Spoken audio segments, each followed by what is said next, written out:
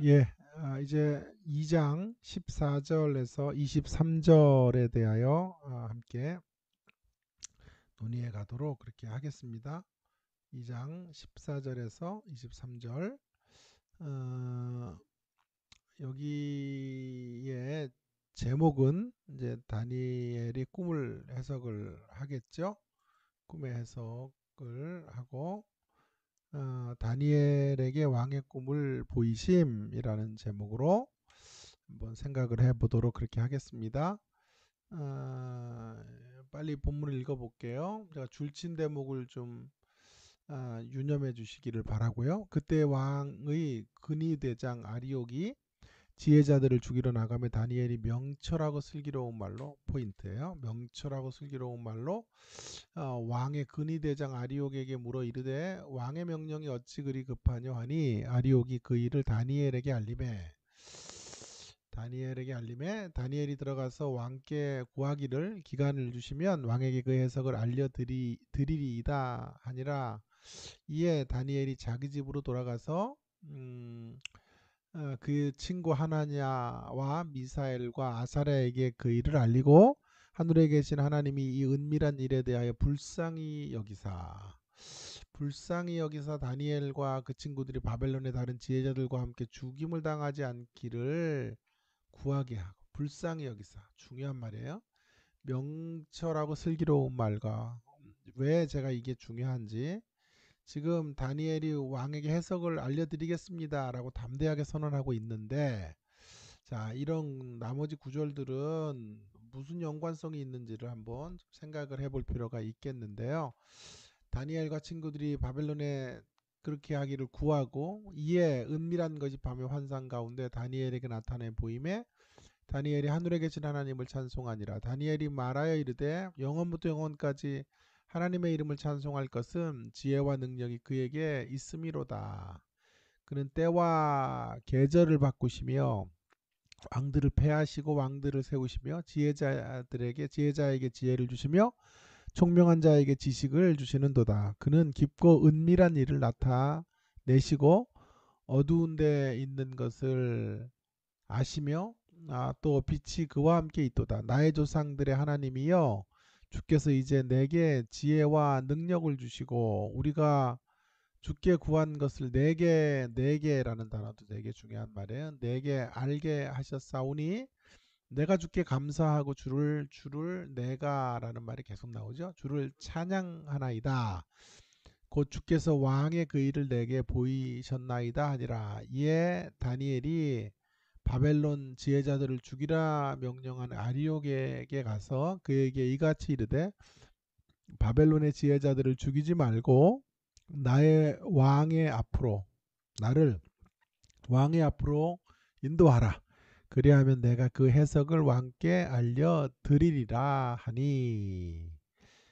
자, 영문을 모르고 이제 죽게 된 다니엘이 아리옥을 만나게 되어서 자초지정에 대한 이야기를 듣습니다. 다니엘은 왕의 꿈을 해석할 수 있다고 자신있게 담대하게 말하고 즉시로 친구들에게로 나아가 기도를 함께 하게 됩니다. 다니엘이 아리옥에게 찾아가 취하는 자세가 매우 돋보이는데요.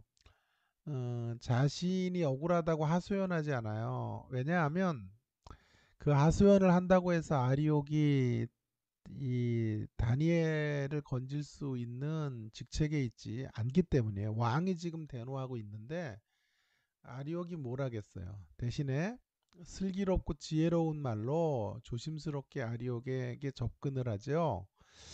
1장 9절에서도 환관장에게 그렇게 말하고 있듯이 아리옥의 마음도 다니엘이 움직여요. 이 부드러운 말로. 그래서 도대체 어떻게 해야 될지에 대한 이런 문제들을 어쩌면 아리오가 상의하게 되는 자리까지 나아가게 되는 것이에요. 그래서 아리옥의 호의와 동정을 아리옥이 다니엘에게 베풀게 되는 일들이 벌어지게 되는 것이죠. 이 대목을 우리가 놓치지 말아야 된다고 생각해요. 네, 매우 중요한 대목인데요. 나중에 이게 어떻게 쓰일지 설교 가운데 한번 말씀을 드릴게요. 조금 있다가요. 다니엘은 아리옥을 통해 왕에게 시간을 주시면 답을 드리겠다고 지금 요청을 하고 간청을 하는데요. 시간 벌기 작전이 아니에요. 신앙에서 우러난 확신이에요. 다니엘은 아직 답은 뚜렷하게 없으나 답을 찾을 확률이 100%라고 생각해요. 100%, 100% 답을 얻을 수 있다. 답을 알려드릴 수 있다고 믿은 거예요. 지금 어느 안전이라고 이렇게 함부로 입을 놀리겠습니까? 자칫 잘못하면 큰일이 벌어질 수도 있죠. 다니엘이 지금 답을 얻을 수도 있고 얻지 못할 수도 있는 이러한 자리에서 답을 드리겠다 이렇게 말하는 것이 아니에요. 다니엘은 100% 확신하고 있어요. 그리고 돌아가서 영적 전투를 벌려요. 그리고 승리하죠. 그 밤에 하나님께서 다니엘로 하여금 강림하셔서 이 꿈을 해석할 수 있는 다니엘로 하여금 지혜를 허락해 주시고 그 해법을 알려주세요. 그의 응답으로 이제 찬양이 이어지고 하나님을 찬양하는 모습들 뭐 다룰 게 많아요. 그래서 그 찬양은 감사시 형태로 찬양을 하게 되는데 찬양의 시작은 영원부터 영원까지 계신 하나님의 이름을 찬양하는 것으로 이제 시작을 하고요. 본론에서 이제 하나님은 어떤 분이냐 하면 능력의 하나님이에요. 뿐만 아니라 지혜의 하나님이에요. 능력과 지혜의 하나님을 노래하고 마침이 인상적인데요. 23절 이하에서 다니엘은 3인칭으로 찬양했다가요. 이제 1인칭으로 바뀌어요. 그래서 내가라고 해요. 그러니까 3인칭 노래가 1인칭으로 바뀌어야 돼요. 하나님이 위대하시다라고 객관적으로 선포하는 게 아니라 객관적으로 하나님의 위대하심 앞에 승복한다고 해도 나의 하나님이 안 될 수가 있어요. 그들의 하나님이 될 수 있어요. 다른 사람들의 간증이 내 간증이 돼야죠.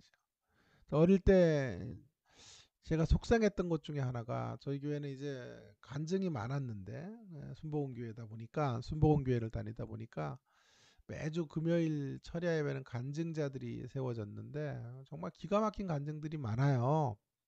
남편을 돌아오게 한 간증, 뭐 사업에서 망했다가 다시 일어난 간증, 뭐 암덩이가 에, 이제 빠져나가고 고침을 받은 간증, 뭐 자녀들이 속색이다가 판검사가 된 뭐 숱한 간증들 이런 간증들을 많이 했는데 그래서 은혜가 되고 아멘으로 화답하고 신앙이 커지기는 했으나 내 간증이 없는 거예요. 그러니까 내 문제는 해결이 안 되는 거예요. 그런 게 이제 제일 안타깝더라고요. 그러니까 다른 사람들의 하나님이 아닌 다른 이들이 누린 하나님이 아닌 내가 누린 하나님이 있어야 될 거 아니에요. 내가 누린 하나님. 그 하나님으로 가야 그 진짜 하나님을 경험하고 맛보는 거잖아요.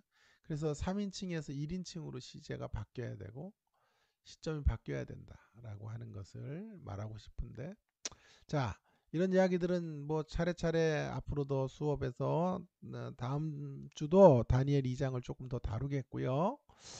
자 이제 제가 좀 여기서 다루려고 하는 것은 이런 것이에요. 담대함의 함정을 넘어서 뭐 이런 좀 대단히 도발적인 제목이죠. 음, 그런 거죠.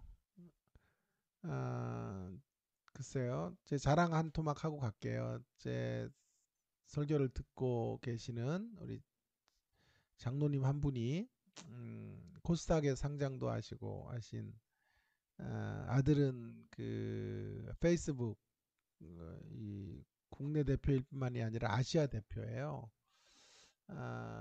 굉장하신 분이신데 참 겸손하신다고요. 근데 이제 제 설교를 수백 편도 넘게 들으셨지요. 이런 말씀을 많이 하시더라고요. 한 편도 허투루 하지 않고 얼마나 정성과 공을 들여서 묵상을 하고 설교하는지 모르겠다. 그런 설교자다. 저한테 그렇게 평가를 해 주시더라고요. 많이 고민하고 고뇌하는 설교자. 너무 감사하죠. 음, 그렇다 이 말이에요. 예. 모를까봐 여러분 또 잘 깨닫지 못하고 뭐가 뭔지 정말 그런 말도 생각이 나요. 거룩한 것을 모에게 던지지 말라고. 내가 지금 그런 일을 하는 건지 그렇지는 않겠죠. 반드시 여러분에게 던져드려야 될 것들이다 라는 생각으로 바꿔야 되겠죠. 회개합니다. 자, 재밌을 것 같아요. 담대함의 함정을 넘어서, 담대함의 함정을 넘어서, 함정이에요, 함정. 뭐 배 이런 거 말고요.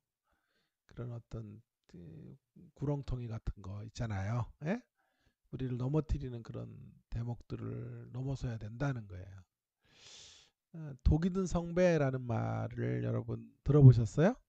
잘 아시죠? 명절이 다가오는데 여러분 잘 익은 배 맛이 배 맛을 기대하는 분들이 많을 거예요. 그런데 그런 성배 너무 잘 익은 배 한 조각 먹으면 느끼함도 사라지고 말이에요. 예? 이 추석에 먹을 수 있는 별미 중에 하나가 배인데요. 거기 독이 들어 있을 수 있다. 성배에 독이 들어갈 수 있다는 것이죠. 여러 가지 의미로 풀어서 해석할 수 있겠는데 아무리 좋아 보여도 잘 살펴야 된다는 거고 아무리 좋은 것도 그 안에 예를 들어서 아주 계속 1등 하던 팀 감독으로 갔어요. 성배를 얻은 거죠. 그런데 그게요. 독이 든 성배와 같아요. 그 안에 위험 부담도 많아요. 그 성적을 계속 유지해 가야 하고 그런 문제에 대한 큰 부담도 있는 거예요. 그래서 오히려 못하는 팀을 가서 팀으로 성적을 올리는 것도 좋은 전략이에요. 어쨌든 아무리 좋아 보여도 독이 들어갈 수 있다는 거죠. 담대함이라는 것도 귀한 거죠. 미덕이죠. 신앙의 미덕 중에 담대함은 매우 중요한 자리를 차지할 거예요. 용기, 담대함. 담대함이 왜 중요하냐 하면 담대함을 잃으면 어디로 가는지를 알면 담대함이 얼마나 중요한지를 알게 돼요. 담대함을 잃으면 두려움에 움츠리거나 뒷걸음질 치고 살아가요. 담대함을 놓치면 인생을 패배적으로 살죠. 담대하지 못하니까 패배적이거나 자폐적으로 살다가 끝을 맺을 수 있어요. 특히 코로나19 같은 재난의 때에 무엇보다도 필요한 단어는 담대함이고 용기 같은 단어가 절실한 시점이다. 절실한 시점이다. 그렇게 말할 수 있겠습니다. 그러나 독이 든 성배처럼 담대함도 함정이 있다. 담대함이 갖는 위험도 있다는 거예요. 담대함이 오늘의 시대에 요구되는 필수품 가운데 필수품인 것은 사실이지만 거기에 위험 요소가 도사리고 있다는 것도 우리가 염두에 두어야 한다라고 하는 거예요. 뭐 이런 얘기를 누가 하겠어요? 제가 최초로 아마 국내 최초 여러분들과 함께 나누는 거죠. 문제의식을 가지고 항상 본문을 봐야 되고 우리의 고정관념도 항상 넘어가려고 고민을 해야만 합니다. 자 보세요. 제 이야기가 사실인지를 제가 입증해 보일게요. 우리 시대를 보면 담대함의 함정이 무엇인지를 정말 잘 알게 돼요. 정확히 말하면 담대한 사람들의 위험을 보게 되는 거예요. 담대한 사람들의 위험. 담대함이 귀하나 어찌된 일인지 담대함을 외치며 담대하게 사는 사람들이 귀하게 느껴지질 않아요. 담대함의 모습으로 사는 사람들이 무서운 시대예요. 담대한 사람들을 피하고 싶은 계절을 우리는 지금 만나고 있는지도 몰라요. 모르겠어요. 저의 눈에 비친 담대한 사람들은 이상하게도 무례해요. 다시요. 저의 눈에 비친 담대하다고 말하는 신앙의 담대함을 가졌다라는 사람들은 의외로 무례해요. 상식이나 남을 향한 배려가 실종된 사람들. 파렴치한 모습이 마치 담대함으로 오인되고 있는 것은 아닌가 하는 생각들을 지울 수가 없어요. 물론 나의 시선이 왜곡되어졌기 때문일 수도 있겠지만 담대하게 목소리를 높이는 사람들이 담대함의 함정에 빠져서 살아가는 것이라는 것도 변명할 수 없는 이유가 될 거예요. 원인이 될 거예요. 담대함의 함정에 빠져서 살기 때문에 저의 눈에 담대한 사람들이 무례하거나 예의 없는 사람으로 드러나는 거죠. 그렇다면 중요한 건 이거예요. 담대함의 함정에 빠지지 않고 담대함을 아름다운 미덕으로 간직하고 걸어가는 길. 그 길이 어떤 길일까 하는 것이. 이를 위해서 제가 두 가지 제안을 좀 하려고 해요. 두 가지 제안을. 하나는 담대함의 근원을 알아야 된다. 담대함의 원천을 알자는 것이고, 또 하나는 담대함의 연결어를 확보해야 된다라는 거예요. 그래야 담대함이 무례함이 되지 않아요. 그래야 담대함이 좋은 것이나 함정에 빠지지 않아요. 자, 먼저 담대함의 원천을 점검합시다라는 것인데, 담대함의 원천이라고 하는 게 뭔 말입니까? 담대함의 원천이라는 말이 무슨 말이에요? 시대를 초월해서 그 원천은 이거예요. 하나님이 그의 백성들을 위해서 일하시는 것으로 우리는 담대해야 된다는 거예요. 그것이 담대함의 근원이고 원천이에요.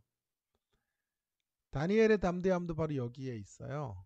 다니엘은 분명히 확신하고 있는 거죠. 왕에게 꿈을 해석할 수 있다고 말하는 것은 그저 시간 끌기 작전 아니라고 아까 말씀드렸죠. 그럴 수도 있고 그럴 수도 없는 상황, 그렇지도 않은 상황의 가능성이 단 1%라도 있으면 이렇게 담대할 수 없어요. 그래서도 안 돼요. 시간 끌기 작전을 할 수도 없고 해서도 안 돼요. 잘못하다가는 왕의 진짜 노여움을 사면 다니엘과 세 친구들이 죽는 것 정도가 아니라 포로민들 전체에 심각한 위협이 주어질 거예요. 그런 상황을 모를 리 없는 다니엘이 꿈의 내용과 해석을 알게 해줄 자신이 있다. 자신도 없으면서 자신이 있다고 헛붕친다면 답도 없으면서 답을 찾을 그런 어떠한 대안도 없으면서 답을 드리겠다고 말하는 것은 위험천만한 일이에요. 물론 다니엘은 당장에 왕에게 답을 줄 수 있는 것은 아니에요. 그래서 시간을 달라 그러는 거예요. 그러나 분명한 확신은 있었던 것만은 사실이에요. 그에게 어제나 오늘이나 동일하게 그의 백성들을 위해서 일하시는 하나님께서 살아계시기 때문에 우리가 이미 여러 번 살펴본 것처럼 여기서 실마리는 다니엘의 꿈 해몽은 누구를 닮았다고요? 요셉을 닮았다. 이래서 이 배경을 이렇게 배우는 게 중요한 거예요. 요셉이에요, 요셉. 이것이 다니엘이 담대할 수 있는 실마리를 풀게 되어 푸는 길이 될 거예요. 실마리를 풀 수 있는 길이 될 거예요. 요셉을 통하여 구원 역사가 펼쳐지게 하신 하나님이 오늘 동일한 위기 속에 처한 그의 백성들을 구원하실 것이라는 확신이 담대함을 위한 원천이에요. 그렇다면 우리는 여기서 이제 담대함의 함정의 문제로 돌아와서 좀 생각해 봐야 되는데요. 우리가 담대한다는 것은 그 근원이 하나님에게 있어야 되고 그 근원이 하나님이 오늘도 일하신다는 데 있어야 돼요. 그런데 많은 경우에 우리 시대에 좀 담대하다는 사람들을 만나기가 꺼려지고 그런 사람들이 부담스럽고 아니 그런 사람들 옆에 기분이 언짢아져요. 무슨 큰 은혜를 경험했다는 사람들 무슨 간증거리가 있는 사람들일수록 이제 오래 대화 나누기가 힘들어요. 왜요? 담대함의 함정에 빠져 있기 때문이 아닐까요? 그들의 담대함은 주로 내 확신을 이데올로기화하거나 신념화하는 작업으로 흘러가는 거예요. 그런 경우들이 너무 많아요. 내가 가지고 있는 이데올로기를 따라 담대해져요. 하나님으로 인한 담대함이 아니에요. 내가 갖고 있는 가치 체계를 신념화하는 거예요.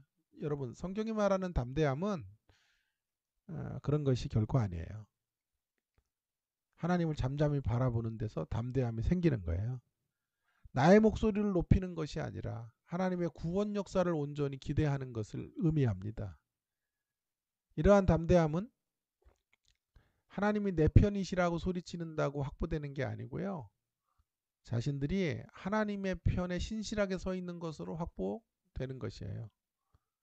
많은 사람들이 빠지는 담대함의 함정에는 하나님 편이 되는 것 없이 하나님이 내 편이시라고 믿는 확신에서 생겨져요.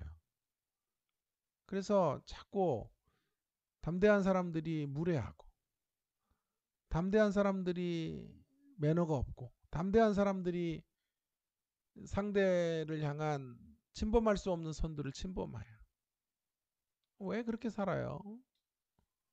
얼마나 상대를 아프게 하고, 얼마나 민폐를 끼치는 삶이에요.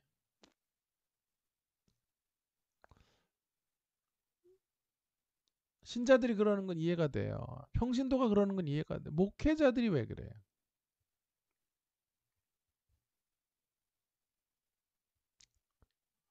목회를 그렇게 오래 했는데 왜 그렇게 그런 것 하나를 못 고쳐요? 저는 그런 게 이해가 안 돼요. 무엇보다도 성품이 다듬어져야 되잖아요. 예수의 복음이 성품도 못 다듬어 놓는다면 그게 무슨 능력이에요, 그게? 능력의 복음이라고 말하면서. 여러분, 많은 사람들이 빠지는 담대함의 함정이 이거예요. 하나님 편이 되는 것 없이 하나님이 내 편이시라고 믿는 확신에서 담대함이 생겨요. 무슨 똥배짱인지 모르겠어요. 링컨의 말이 명언이에요. 하나님이 누구 편이신지를 묻지 말고 우리가 누구의 편인지를 물어야 한다.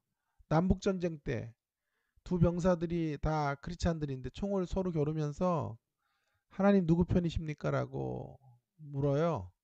도대체 하나님은 링컨에게 물어요. 하나님은 남쪽 군사의 편입니까? 북쪽 군사의 편입니까? 링컨의 답이에요. 하나님이 누구 편인지를 묻지 말고 우리가 누구의 편인지를 물어야 한다. 그러면 하나님의 편인 사람의 특징이 뭘까를 알아야 되겠죠. 하나님의 편이 된 사람은 어떤 사람일까요? 열매로 입증된 사람이에요. 열매의 사람. 마태복음 7장이에요. 자신들이 스스로 주님의 편이라고 큰 소리치는 사람들은 마태복음 7장에 의하면 불법을 행한 자들로 주님에게서 떠나가야 될 자들이에요. 주님의 심판을 피할 수 없는 자들이. 오직 주님의 인정을 받는 사람은 열매로 말하는 사람. 그래서 이렇게 시작되는 거예요. 이러므로 그들의 열매로 그들을 알리라. 열매로 말해야 된다. 열매가 그들이에요. 이런 거 갖고는 안 돼요. 열매로 말하지 않고 이런 거 나더러 주여 주여 하는 자들 아니에요. 아버지의 뜻을 행하지 않고 주여 주여 하는 것 안 돼요. 주님 내 편이라고 이런 사람들 말하면 안 돼요. 주님의 편인 사람은 내가 주님 편입니다. 이렇게 된다고 주님 편이 되는 게 아니에요. 주님 편인 사람은 반드시 하나의 특징이 있어야 되는데 열매가 있어야 돼. 열매가요. 열매를 가지고 그 사람이 주님 편인지 아닌지를 확인하셔야 된다고요. 이런 사람들은 가짜예요. 그날에 많은 사람들이 주여 주여 하면서 주님의 이름 선지자라고 말해요. 가짜. 귀신을 쫓아냈다고 말해도 가짜. 주님의 이름으로 권능을 행한다고 해도 속지 마시라고요. 이런 사람들이 담대해요. 선지자라고 말하는 사람들, 귀신을 쫓았다는 사람들, 권능을 행한 역사가 있다고 말하는 사람들이 담대한데 이런 사람들은 무례하다고요. 왜요? 열매가 없기 때문이죠. 주님 그런 사람들을 불법을 행한 자들이라고 말씀하시고 내게서 떠나가라고 책망하세요. 주여 주여 외치는 사람들, 선지자 노릇하는 사람들, 귀신을 쫓는 사람들, 권능을 행하는 사람들 모두 확신의 사람들이에요. 그러나 주님은 그러한 확신을 거짓된 것이라고 하세요. 오직 열매로 나오라. 그렇다면 조금 더 가볼까요? 열매는 무엇일까요? 성령의 열매겠죠. 제일 중요한 성령의 열매 첫 번째는 사랑이에요. 사랑이에요. 사랑이에요. 사랑의 열매가 없는 그 어떠한 담대한 몸짓도 거짓된 거예요. 담대한 형태의 어떤 사역도 거짓된 거예요. 속지 마세요. 절대로 속지 마세요. 제 말이라면 거절하셔도 돼요. 그러나 이건 주님의 말씀이에요. 저한테는 안 통해요. 이런 사람들. 능력 있는 척하고 뭐 대단한 영적 체험을 한 것처럼 하고 권능을 행하는 것처럼 하고 열매가 없으면 저한테는 통하지 않아요. 저는 그런 사람들에게 속지 않아요. 속지 않으려 그래요. 그래서 날마다 구해요. 분별력을 달라고.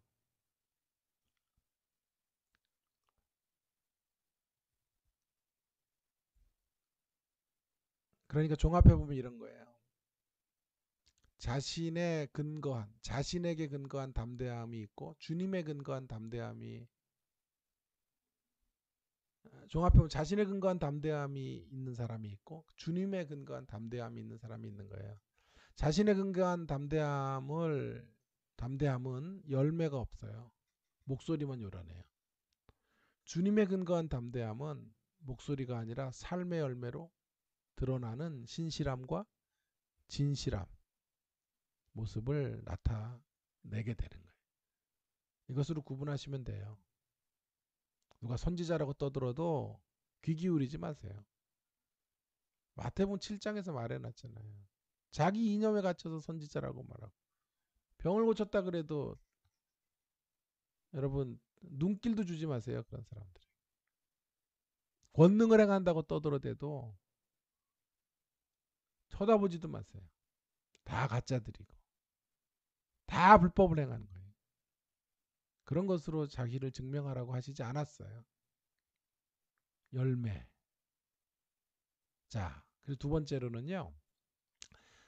그래서 담대함의 연결어들을 주목해 보셔야 돼요. 이러한 맥락에서 볼 때 오늘 본문이 담대함을 위한 연결어로 단짝으로 우리에게 제시하는 게 뭔가요? 두 가지예요. 담대함의 연결어 첫 번째, 명철하고 슬기로운 말. 명철하고 슬기로운 말. 자기 확신에 근거한 담대한 사람은 무엇보다도 말을 함부로 해요. 말은 인격을 담아내는 표현이에요. 말이 함부로 나온다는 것은 그 사람이 인격이 망가져 버렸다라는 것을 반증하는 리트머스 시험지. 교인들 중에 이렇게 말을 참 정말 너무 상처되게 하죠. 신학생들이 꼭 이러고 목사님들 중에 꼭 이런 분들이 계세요. 담대한 다니엘에게 연결되는 단어는 명철하고 슬기로운 말이에요. 무례한 말, 상처가 되는 말, 언성이 높은 말, 부정적이고 패배적인 말, 과장된 말, 험담의 말을 하는 사람들은 담대해 보이지만 담대한 사람들이 아니에요. 짝퉁 담대함. 그런 사람들로부터 돌아서십시오. 담대한 사람은 언제나 명철하고 지혜로운 말을 할 줄 아는 사람. 공동체를 살리는 말을 하는 사람. 상대의 기분을 하나도 나쁘게 하지 않으면서 일이 이루어지도록 하는 사람. 늘 창조적이고 격려의 말을 입에 달고 사는 사람이에요. 그런 차원의 담대함을 소유하는 신앙인으로 나아가십시다. 또 한 가지 두 번째로는요. 담대함과 단짝 친구는 불쌍히 여김을 강구하는 거예요. 담대한 사람은 하나님께 불쌍히 여겨주심을 구하는 사람이에요. 담대한 사람의 이미지와는 안 맞죠? 우리가 익히 알고 있는 담대한 사람은 정복자와 같은 정복자 같은 사람이죠. 예를 들어 이런 사람들 이렇게 외치는 사람들이에요. 내 사전엔 불가능이 없다. 내가 기도하면 하늘문이 열린다. 나는 무에서 유를 창조한 사람이다. 아닙니다. 성경이 말하는 담대한 사람은 하나님의 공유를 절박하게 구하는 사람, 자신의 능력으로 이룰 수 없음을 아는 사람, 자신의 능력으로 아무것도 할 수 없는 자임을 알고 늘 하나님의 도우심 속에서만 설 수 있음을 인정하며 나아가는 사람. 강의라면 이렇게 눈물이 핑 돌아요. 이런 사람은 약한 자 같으나 강한 자예요.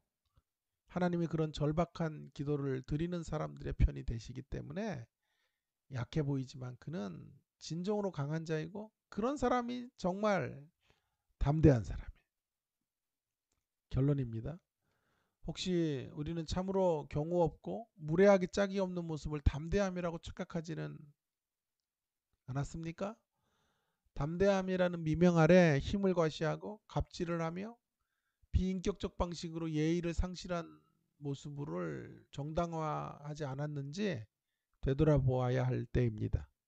이제 더 이상은 이러한 짝퉁 담대함은 먹히지 않을 거예요. 안 먹히기를 기도합니다. 우리는 어설픈 선지자 흉내나 내면서 큰소리치는 사람들에게 속지 않게 되기를 바랍니다.